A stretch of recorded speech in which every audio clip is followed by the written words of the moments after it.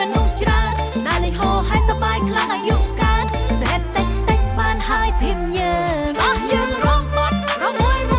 រងចង្វាក់ខ្មែរដូចយើងលើកស្ទួយសង្ក្រានឆ្នាំថ្មីតោះយើងមករំពួយរំបងពួយអស់ដៃទៅតែយើងរំពួយអស់ដៃទៅអើយដាក់ទៅ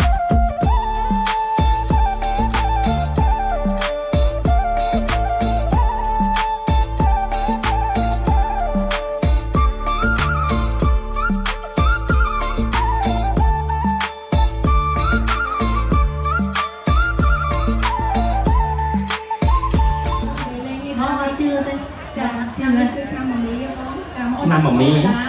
បាទ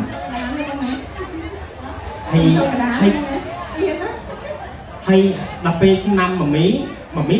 សัตว์អីគេសัตว์អីមមីសัตว์អីសัตว์កាហ្វេហ៎មានម្ដាយឆ្នាំមមីណាសัตว์កាហ្វេបងមកវាអត់មានស្នែងដូចគ្នាមកដឹងសัตว์អីអូសัตว์អីគេបងសัตว์លាតែអត់បងជួយខ្ញុំផងមើលថាសัตว์អីគេឆ្នាំនេះសัตว์សេះចាបងជាអួនតិចកុំឲ្យបងប្អូនចាសូមមេត្តាអភ័យទោសផងចាបើមានការខុសឆ្គងកន្លែងណាចាសូមអរគុណចាជាបន្តសូមគ្រប់អញ្ជើញពុកម៉ែបងប្អូនអង្គភូមិបងទូតេស្និកជនភ្ញៀវជាតិនិងអន្តរជាតិជាទីគោរពទាំងអស់រួមលេងកំសាន្តនិងសង្កាត់ជាមួយនឹងបទចម្រៀងរបស់តារាចម្រៀង16ដាប់ចា16ទាំងអស់នេះចាអរគុណថ្ងៃនេះនាងសម្រាប់នាងខ្ញុំផ្ទាល់ក៏សប្បាយដោយសារបងបរមីចាផ្ដល់តម្លៃដល់កិត្តិយសសម្រាប់ខ្ញុំបានជួបមិត្តភ័ក្តិពីបែកគ្នា25ឆ្នាំហើយចា25ឆ្នាំចាអរគុណបងចាមិនទេបងយោបល់រីបាកម្ម25ឆ្នាំហើយបង25ឆ្នាំហើយប៉ុ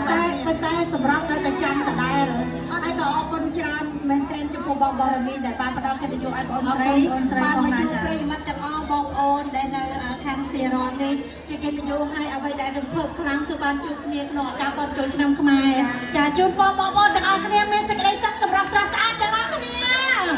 សាធុចាចាបងចាសូមរីករាយជាមួយបងស្រីឡាយលក្ខណៈដូចតទៅចាបងសម្លាញ់បងសុំតិច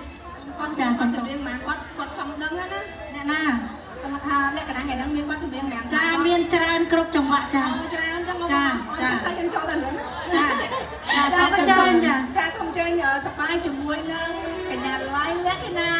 ចាអរគុណច្រើនចាអរគុណចានៅពេលនេះនាងខ្ញុំមានបទចម្រៀងមនោសញ្ចេតនាដើម្បីជាចំណងដៃជូនដល់បងប្អូនទាំងអស់គ្នាចាហើយក៏អរគុណនៅវត្តមានដែលបានអញ្ជើញមកចូលរួមនៅថ្ងៃនេះគឺធ្វើឲ្យនាងខ្ញុំមានសេចក្តីរំភើបចារីករាយជាមួយនឹងបទចម្រៀងមនោសញ្ចេតនារបស់នាងខ្ញុំចាដូចតទៅអរគុណច្រើន